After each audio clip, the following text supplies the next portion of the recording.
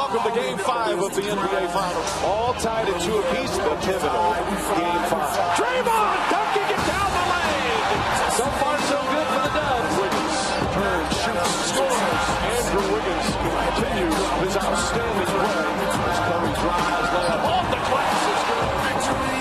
Here's Boston with 10 straight to begin the third. Warford for 3. And the Celtics take the lead. First lead of the night for Boston. A 19-point turnaround here in Game 5. Poole gets it off in time. Oh, he knocks it in! He knocks it in! Gorgeous move from Andrew Wiggins. Warrior domination of his fourth quarter. Thompson, three-pointer. And the Warriors are going to win the pivotal Game 5. Yeah! One more. Even Jay-Z, a Brooklyn Nets fan, approved. Well, the Warriors are 1 win away from their 4th NBA title in 8 years, but the Celtics will not lie down on their home court at TD Garden. The Warriors are winless on the road in closeout games this postseason, but their leader, Steph Curry, says it's important for them to not be overcome by the moment.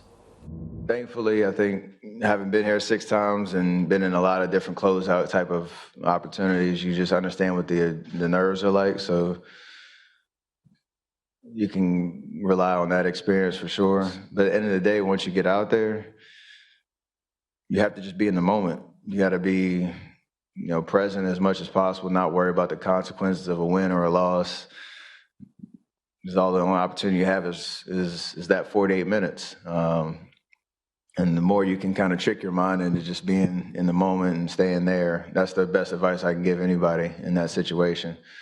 Because it's going to be the hardest game you probably ever played in your career because of what the stakes are. The Celtics have won all 3 of their elimination games this postseason and are confident they can make it for tonight. The Jays, Jason Tatum and Jaylen Brown, who combined for 9 turnovers in Game 5, not the baked product, turnovers, they gave the ball away, spoke about their mindset ahead of the game. Do whatever it takes to win, and that can look different from game to game. But we won all those games, and, I felt like, myself and everybody else did whatever it took. And, that's the mindset you got to have. Ain't no other way around it. Last game on our home floor, to kind of embody our whole season. We're looking to give it everything we got. We are not scared. We do not fear the Golden State Warriors. We want to come out and just play the best version of basketball that we can. Joining us now to preview Game 6 is our NBA expert, Alister Albert. Alister, welcome back. Hi, guys. Good. Yep. What must the Jays do for the Celtics tonight to ensure victory? The Jays must keep their turnovers down. Like you said, it's very simple, very, very simple. Keep their turnovers down and shoot at the ball a lot more efficiently. So like you said just a little while ago, you said they had a combined 9 turnovers per game, last game. And they are shooting, the Jays and the team are shooting very badly from 2-point range in this whole series. They're shooting a lot better at 3-point range, but when it comes to closer execution to the basket, they're not fulfilling that. And also, they need to have a lot more bench production. They can't just rely on their big three, Marcus Smart included, Jason Tatum and Jaylen Brown. We need to have one of those games where Al Horford comes up big, or Derek White or Grant Williams. Since the earlier games and earlier rounds, we haven't heard from Grant Williams since Game 7 of the Bucks series, where he had 7 3-pointers. Al Horford, when he had that 6 3-points a game, 30 points. Derek White since Game 1 of these finals. So, like I said the last time, role players play better at home, and you have to hope that their other guys will step up and their main guys be a little more careful with the ball and shoot better from the whole field altogether. There's a word in the English language, Alister, and you're a learned man, I'm sure you know it. It's called equanimity. It means evenness of mind or temper, and I'm drawing for that because I feel like somehow that escaped the Celtics in the last 2 games. What do I mean? We spoke at length about the big fourth quarter the Celtics had in the first game, where they scored 41 points to take down the Warriors. And I feel as if the Celtics have overcompensated by what they've done in the third quarters, because everybody knows the Warriors are the third quarter team. They come on the court after the halftime interval and they kill you in the third quarter, blow the game wide open, and cruise through the fourth and secure the victory. So it's almost as if the Celtics haven't been even. So they've overcompensated in the third quarter to ensure that they're aggressive, that they're strong, that they match the Warriors at worst, exceed them at best, and then the rest will take care of itself. And they're not finishing strong. The fourth quarter has suffered because of what they're putting into the third quarter. That's the equanimity link there. Not evenness of mind, not evenness of tempo. What say you on that? Remember when we had some conversation some time back and we were speaking about all of these quarters and winning quarters and taking it game by game? What is really important there is, as well, is for them to have very short memories. Forget what happened in the third quarter. Forget what happened in the first half. Forget what happened in the last game. Play a very disciplined set of basketball and learn how to kind of keep yourself even, like you said, and kind of doing the things that you need to do, getting yourself in the positions that you know are going to be successful, and passing the ball early when you see a double team is coming on you, because these guys are going to have to expect quite a lot of force from the Golden State Warriors. It's a word that they've used throughout these playoffs, meeting force with force, and they have to become a lot more disciplined and learn when to try to push the envelope and try to lay back and kind of pass the ball to your open teammates. So that evenness will come from discipline and learning how to just read the defenses that are coming to you and do the necessary action thereafter. The Warriors just one win away from an NBA title. What do you expect to see from them tonight, and do you think that they can just close it out?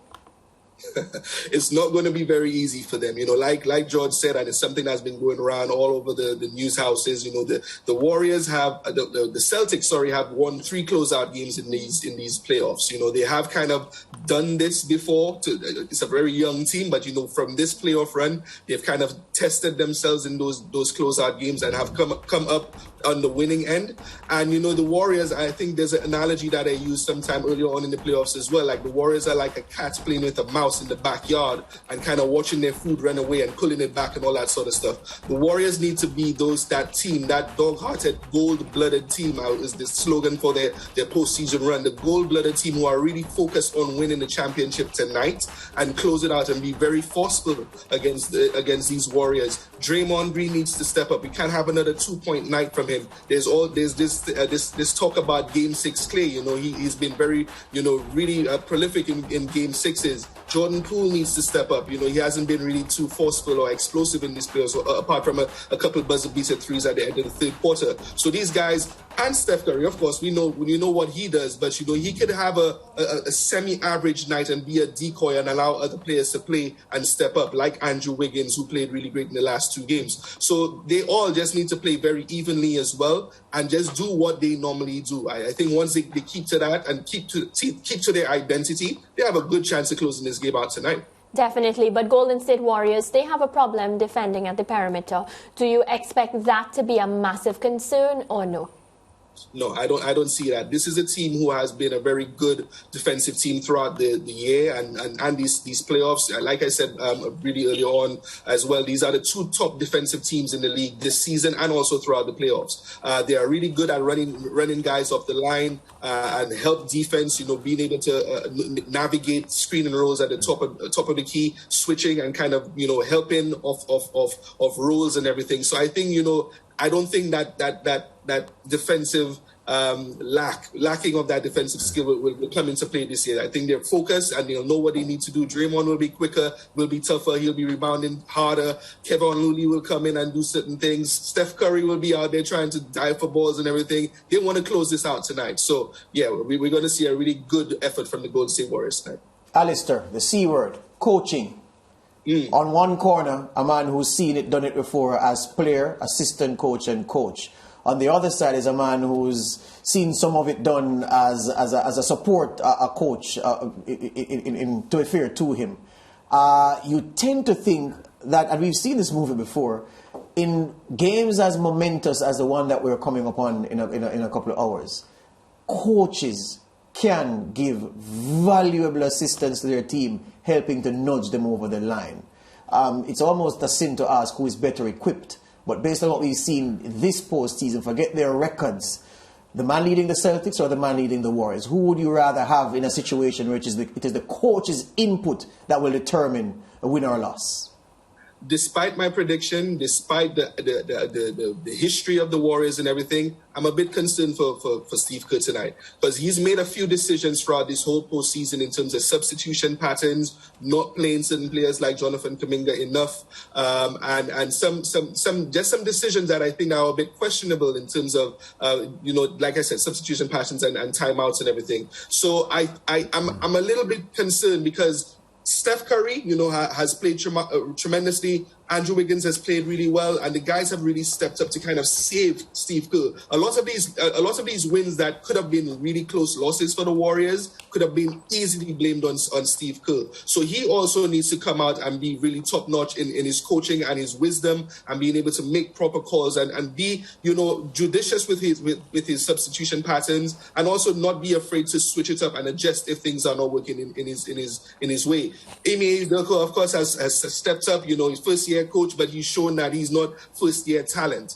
He's been around the block with Greg Popovich and everyone else, and I think he can kind of provide the force on the coaching side as well that will really test Steve Kerr tonight. Yeah, the other thing to consider is how crowds are at home games. The crowd will be pumped up. It's a waste of a question to ask if the crowd will be pumped up. But if the crowd is pumped up as we expect from the start, and the Celtics start shooting bricks, then the murmurs will start going around and people will say, wait, what's happening? And that could happen, that could percolate through to the players on the floor. Would you advise the Celtics players that, look, the crowd will be behind you from the first whistle. If your shots are not falling, don't drop your heads. Keep feeding from the energy from the stands and keep going hard at it, because that's what will happen? Or would you say, you know what, regroup, slow down, forget the noise and see if you can get the results that way? What would the approach be in the circumstances?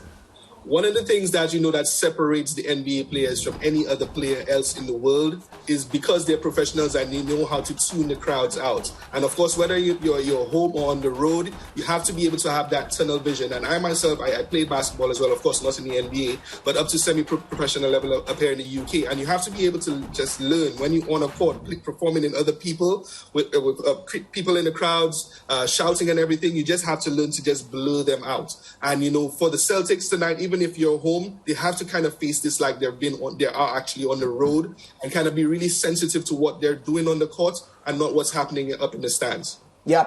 All right. So that said, you expect what kind of first quarter? Because we've had some ferocious first quarters in this series so far. You expect the Warriors to try to play possum, or are they going to go for the jugular from the first, from the tip-off? I think both of them will kind of really try to go for it, really. And I think you might see a little bit of an uneven first quarter, a little bit of sloppy play here and there until they catch it themselves. I do think the Warriors have, like I've kind of said and predicted from the start of this series, I think they have enough and enough shooting and everything to kind of right the ship when you see they kind of get off course. So I think the Warriors will prevail in this first quarter, but the game will be close throughout. Watch for the winner of the first half. I think we'll set the tone for the rest of this game, and, we'll see what happens from there. It's not original to say I'm worried about Draymond Green, Alister, because in this game where the defending will be hard, every ball will be fought over like hungry, like people ravenously hungry animals fighting for food. And in that state where the emotional energy in the game is so high, I'm not sure that my forward can maintain his equanimity, evenness of mind or temper. Do you share my concerns for Draymond, or do you think he'll be fine? I don't. I think he'll be absolutely fine. Like I said in the last time we spoke yesterday, this is a guy in Game 6s in the finals who averages 11, 13, and 9. He steps up, and these are usually closeout games for the Warriors, and I think he understands the urgency of where he needs to be. He will not be, hopefully, he will not get too much into it with the referees or the crowd. He'll be focusing on what's happening, with the task at hand against the Celtics tonight, and he'll be all right. I think he'll be good. I don't know what his stats will be, but based on the history, he has a way of coming back and showing and playing big that will help his team close out. Hear you on that, my friend. So at the end of it all, you're calling it for the Warriors tonight? I think so. There you go. All right, we'll talk either after. We'll either talk, the next time we'll be talking about the Warriors championship, or we'll be previewing Game 7. Yes, that's right. There you go. Thank you very much. Alister Albert there. Good job speaking to us from the UK, where it is 11 minutes past 11 p.m. So, yeah, good man to be able to stay up so late for your viewing and listening pleasure. Break time after this. Lance will come back and talk about some cricket.